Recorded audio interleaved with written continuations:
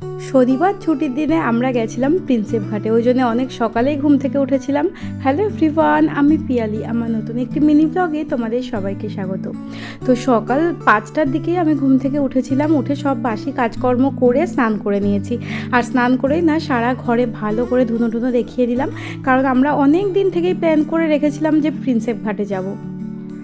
তো এদিকে তো আমি ভালো করে ধুনো ঘুরিয়ে রেডি হয়ে নিয়েছিলাম, মানে আমি আর বাপন। তারপর বাবা ওদিকে চা করে না আমাদের ডাকছিল চা খেতে।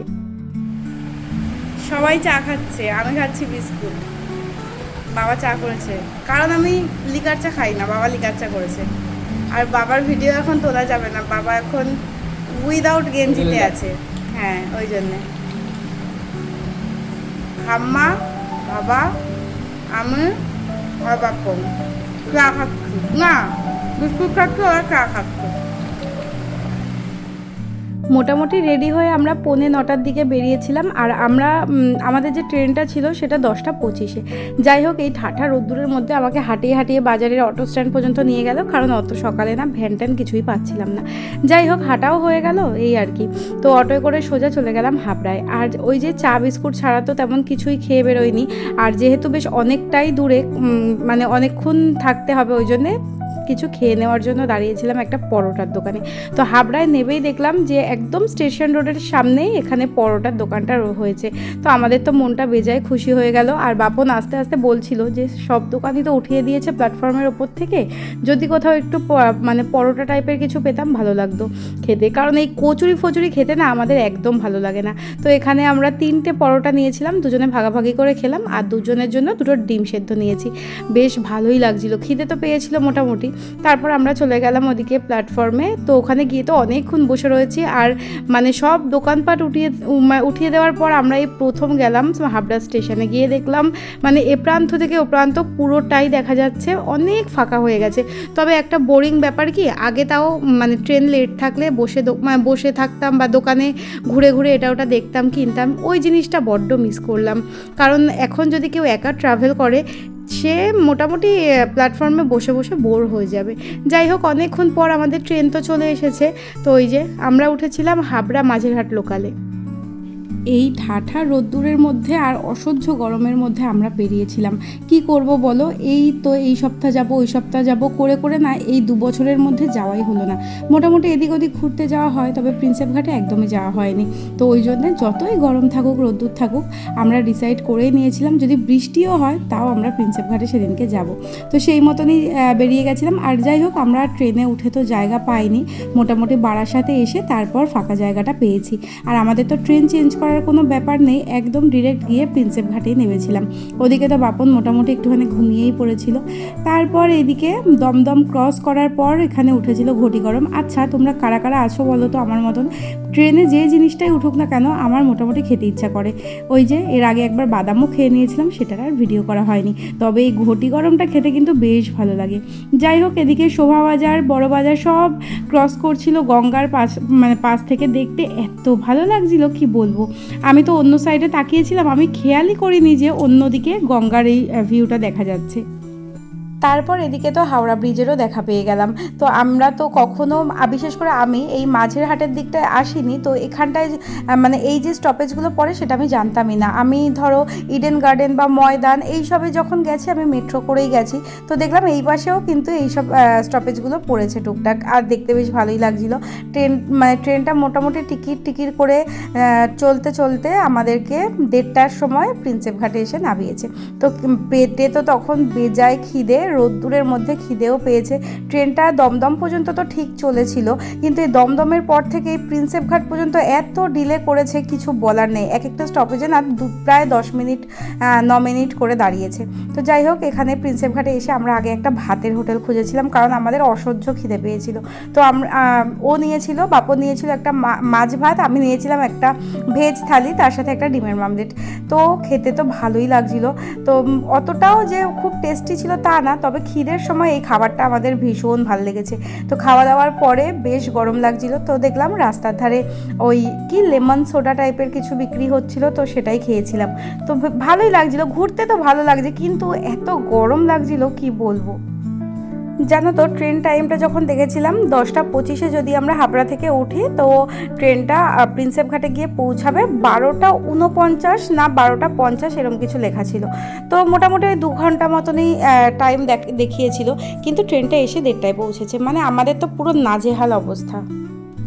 যাই হোক, রাস্তার ধার থেকে একটু এই যে লেমন সোডাটা খেয়ে নিলাম, 1 গ্লাসই অর্ডার করেছিলাম, কেমন হবে না হবে, তো দেখলাম ভালোই হয়েছিল।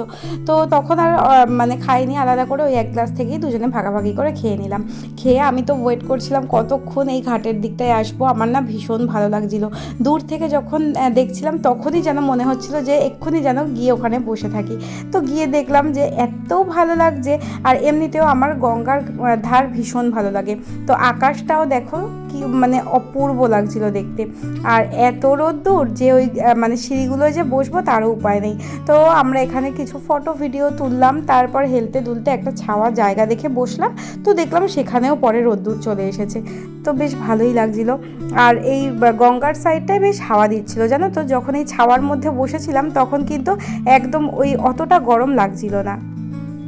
তারপর আমরা ছাওয়া জায়গা দেখে বসলাম। এখানে প্রায় 3:45 পর্যন্ত বসেছিলাম। খুব একটা তো লোকজন তখন ঘোরাঘুরি করছিল না, খুব রোদ্দুর ছিল, তো ওই জন্যে নৌকাটাও একা একাই এদিক ওদিক ঘোরাফেরা করছে, কারণ কোনো লোক গঙ্গায় তখন বেরোচ্ছে না। কারণ অত রোদ্দুরে যদি বেরোয় মোটামুটি পুড়ে বারবিকিউ হয়ে যাবে। তো আমরাও কিন্তু ওই রোদ্দুর দেখেই আর মানে নৌকা চড়ার রিস্কটা নিয়ে নিই। বিকেলের দিকে যখন রোদটা একটু পড়ে গেছে তখন নিয়েছি। আর দূরে তো হাওড়া ব্রিজ দেখা যাচ্ছিলো, তোমাদেরকে আমি জুম করে দেখাচ্ছি। হাওড়া ব্রিজটা যতটা পেরেছি জুম করার চেষ্টা করেছি, ওটা কিন্তু অনেক দূরে, অনেক বলতে অনেকটাই দূরে। তো ওখানে একটা পতাকা উঠছিল, সেটাও দেখো মোটামুটি কিন্তু জুম করে দেখা গেছে। লাস্ট আমি হাওড়া ব্রিজে গেছিলাম তখন আমার MA সেকেন্ড ইয়ার, আমি আর আমার বান্ধবী। তো ওখানে আমাদের হাওড়া ময়দানে ক্লাস থাকতো। তো ওখান থেকে আমরা হাওড়া ব্রিজে কতটা যে হেঁটে হেঁটে যেতাম তার কোনো ঠিক নেই। 2020 ওই জানুয়ারি ফেব্রুয়ারি এরম টাইমে।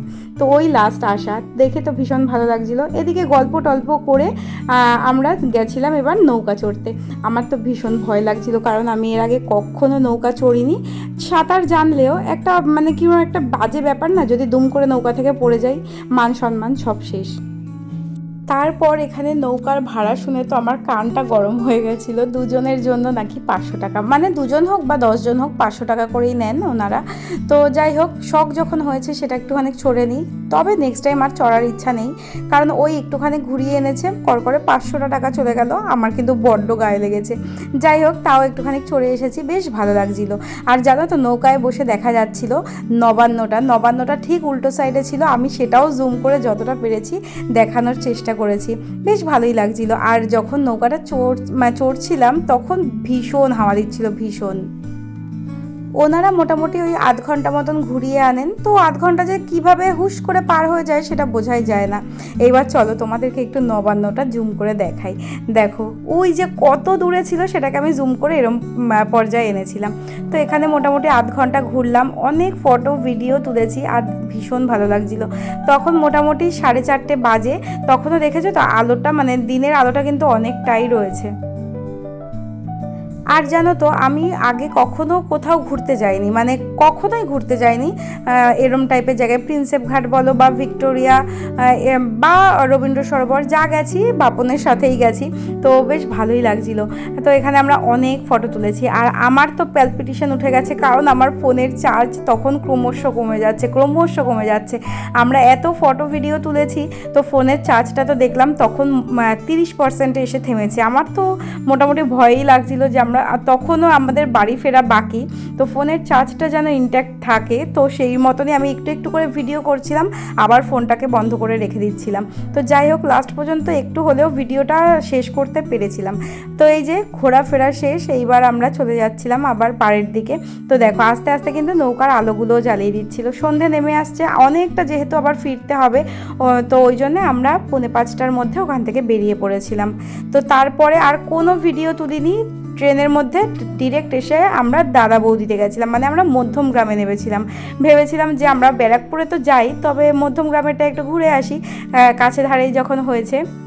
আর দাদা বৌদিতে যখন নেমেছি আমার ফোনে তখন মাত্র 20% চার্জ। তো আমার তো ভাবছি আমি খালি যে আমি কি আদেও ভিডিওগুলো করতে পারবো। তো একদম ছোট ছোট করে কয়েকটা ক্লিপ নিয়েছিলাম, আর বাড়িতে গিয়ে দেখছি আমার ফোন মানে সুইচ অফ হয়ে গেছে, একদমই চার্জ শেষ হয়ে গেছিলো। তো এখানকার ডেকোরেশন এত ভালো লাগছিল আমার, বেশ সুন্দর ছিমছাম। তো বেশ ভালোই লেগেছে। এখানে দেখো কত রকমের সব ফটোগুলো রয়েছে, আর আমার সব থেকে ভালো লেগেছে এই ঝাড়বাতিটা। তো এখানে আমরা গিয়ে তো সব খাবার দাবার অর্ডার করে দিয়েছিলাম। অ্যাম্বিয়েন্সটা বেশ ভালো ছিল, আর এত গরম লাগছিল আমরা না মুখ চোখ ধুয়ে এসে বসেছিলাম। আর আমরা অর্ডার করেছিলাম একটা ফিশ ফ্রাই আর দুজনের জন্য 2 প্লেট মাটন বিরিয়ানি। আমরা সবসময় স্পেশাল মাটন বিরিয়ানিটাই খাই, তবে সেদিনকে খিদে পেয়ে গেছিলো বলে দুজনের জন্য আলাদা আলাদাই 1 প্লেট করে অর্ডার করেছিলাম।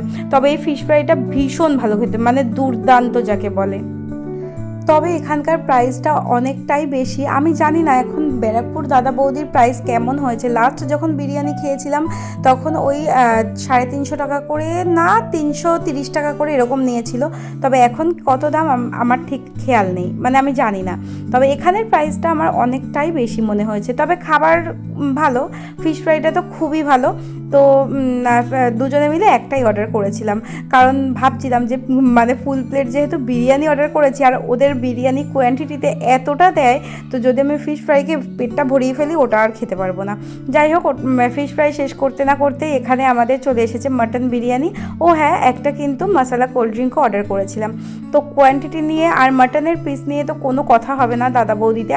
আমার মানে আমি অর্ডার করেছিলাম একটা যেন একটু চর্বির দেখে পরে পিস, তো আমাকে সেরকমই দিয়েছিল। ভীষণ ভালো একটা পিস দিয়েছিল, যেটা দেখে আমার তো মনটাই খুশি হয়ে গেল। খিদের টাইমে এরকম পছন্দ মতন যখন পিসটা পড়েছে তো আলাদাই একটা ব্যাপার। তোমাদেরকে একটু দেখাচ্ছি, দেখো একদম নরম যে থলথলে চর্বিটা হয় সেরকমই একটা পিস দিয়েছিল। তারপর পেট ভর্তি খিদে নিয়ে একদম মন প্রাণ জুড়িয়ে আমরা মাটন বিরিয়ানিটা খেলাম। বাপনের বিরিয়ানির মাটনটাও কিন্তু খুব ভালো ছিল। তবে এরা লঙ্কাটার দেখলাম বোটা ছাড়িয়ে একটা করে টুথপিক গুজে দিয়েছে লঙ্কার মধ্যে, তো বেশ ব্যাপারটা ভালোই লাগলো। আর তো এরমভাবে স্যালাড দিয়ে একটু চর্বি নিয়ে আলু নিয়ে এই যে গালটা, এটা খেতে যা দারুণ লাগছিল কি বলবো। তো আমি এখন ভয়েস ওভার দিতে দিতে তো আমার এখনই লোভ লাগছে, তো কিছু করার নেই, এখন তো আর পাবো না। যাই হোক, এবার টেস্টের কথা বলি। দাদা বৌদির বিরিয়ানি আমার সব সময় ভালো লাগে, তবে আমার মনে হয়েছে ব্যারাকপুরের দাদা বৌদির বিরিয়ানি একদম বেস্ট। মানে ওদের ওখানকার মানে ব্যারাকপুরের হোটেলটায় যেরকম বিরিয়ানিটার মধ্যে একটা ঘিয়ের স্ট্রং ফ্লেভার থাকে, সেটা হয়তো এখানে একটু হলেও কম। আদারওয়াইজ ঠিক আছে, কিন্তু আমার এটাও খারাপ লাগেনি। কিন্তু সত্যি কথা বলতে গেলে ব্যারাকপুর আমার কাছে বেস্ট লেগেছে। এরপর যদি আমি নেক্সট টাইম যাই দাদা বৌদিতে, আমি অবশ্যই কিন্তু ব্যারাকপুরেরটাতেই যাব। যাই হোক, এখানে তো খাওয়া দাওয়া করে নিলাম, তারপর আমরা চলে এসেছিলাম বাড়িতে। তো হ্যাঁ, আরেকটা কথা, তো তারপর তো আমার আর ভিডিও করা হয়নি। আমার বর আমাকে একটা সুন্দর গোলাপও দিয়েছিল। এই ছিল সেদিনকে সারাদিনের ঘোরাঘুরির একটা মিনি ব্লগ। ভিডিওটা ভালো লাগলে অবশ্যই একটা লাইক করে দিও। তো চলো, সবাই খুব ভালো থেকো, সুস্থ থেকো, টাটা।